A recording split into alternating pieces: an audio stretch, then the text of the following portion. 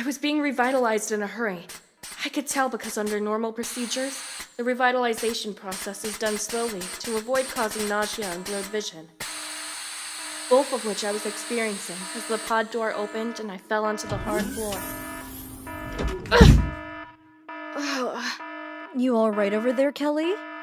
I made the mistake of trying to stand up and fell straight back down to the floor. Don't try to stand up. Just catch your breath for a moment. So I lied there on the floor and just breathed, trying to clear my head. The insistent alarm noise didn't help that. In a couple moments, Dr. Alice left her station at the computer terminal and approached me.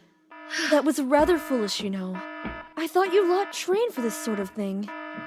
We do. I just wasn't thinking. Here, I'll help you. There we go. Thanks. Steady. Steady. Thanks.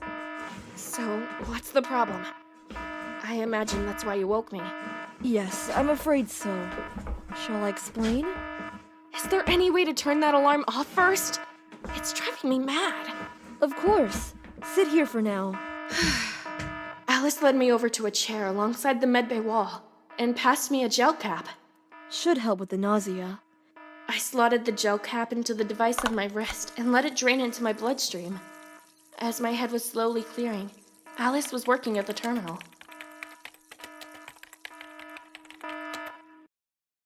Thankfully, the alarm stopped.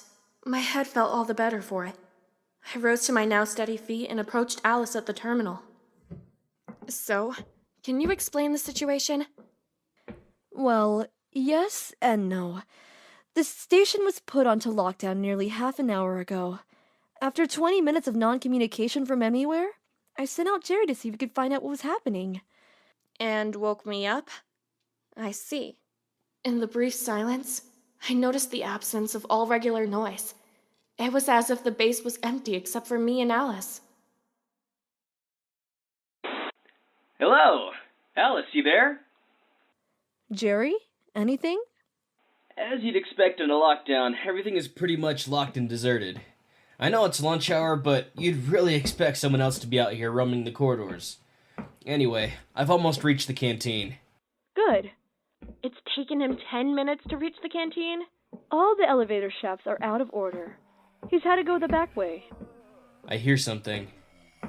Report? Some sort of groaning sound inside the canteen. I'm going in to take a look. Maybe someone was hurt. Good idea. Dr. Alice turned away from the console and back to me. Before the lockdown, there was a short blip on the system. Warning of incursion, but it shut off with lockdown, so that was all I could make out. You mean there could be something else on board? Well, that's what incursion means, but I'm just not sure. We've got a problem. Jerry? Like, a big problem. It's something wrong with the other passengers. God. Jerry! What's happening? I'm not sure, but they aren't quite the conversationalists they were. That, and they're chasing me. Well, do they look threatening? Yes, very much so. That's why I'm running away. When a couple of them noticed me in the cafeteria, it's like they all knew I was there, and everyone just started coming for me. I barred them in, but they broke down the door. Okay, well in that case, keep running. My pleasure. And Jerry, do you have your pistol? Yes, ma'am. If you need to, use it. Gotcha. Did you just tell him to shoot the crew? Only if he has to. Whoa! The station turned and me and Alice toppled to the floor, now shrouded in darkness as the lights all stopped shining. Alice scrambled back up and over to the terminal. Jerry? Can you hear me? Jerry! But it was plain to me that, like the lighting, the terminal was dead. Don't you have a battery communicator? Jerry has mine. Great. That left me and Alice, stranded in the darkened silence.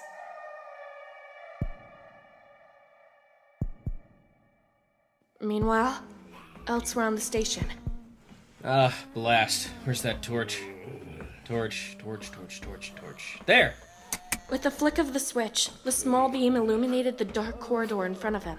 Well, beggars can't be choosers.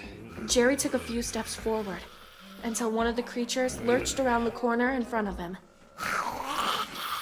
Oh, hiya, fella. Any possibility of me getting past? Is that a no? Jerry raised his gun.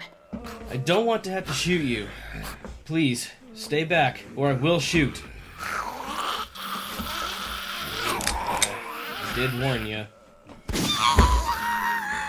The bullet pierced through the creature's leg, and it fell to the floor. Excuse me? He leapt over the creature and ran off down the hall. Despite the briefness of the encounter, every delay Jerry faced lessened the distance between him and the mass of creatures.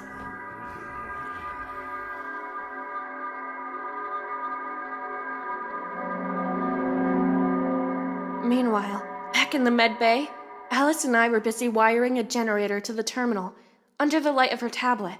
If we can get this working, Jerry can tell us what's happening. Yeah, good idea. But just then, I had a realization. Wait, how did Jerry get to the canteen in the first place if the base was locked down? Well, I gave him a door override. Then he had to override each door lock one by one, right? Yes. In that case, we know there's only one place he could be running. Here! Quick, we've got to get that door open. Frantically, we tried to disassemble our handiwork in the pitch dark without damaging the generator, and then wheeled it over to where we thought the door should be. I held the doctor's tablet while she began connecting the generator to the door, in hopes of getting it open. He's overridden the lockdown already, so we just need to give it some power. Better hurry! Unfortunately for us, unlike the traditional hinged cafeteria door, the medbay door was electronic and wouldn't open or close without a power supply. As the doctor fiddled with the wires, shots could be heard some distance away. He's almost here! I know, I can hear. Let me concentrate.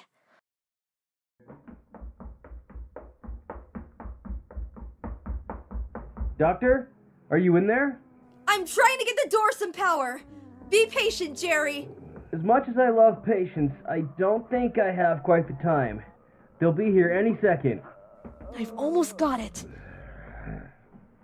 Hurry up, Doc. How close are they? They've just come around the corner. While Alice frantically connected the last couple of wires, Jerry began to fire into the crowd of approaching creatures, but it didn't seem to slow them down. Just as the doctor connected the final wires, Jerry sighed and made a decision. Look, Alice, don't open this door. What? They're too close now, and I don't want them getting in there. The only way for you two to be safe is if this door stays shut. No! Are you insane? I'm getting you in here. Alice, it's too late. They're here. No! Jerry! Speak to me, Jerry! Jerry! Shh! I grabbed the now whimpering Dr. Alice. If we wanted the creatures to move on, then they couldn't know we were here. We sat in silence and listened.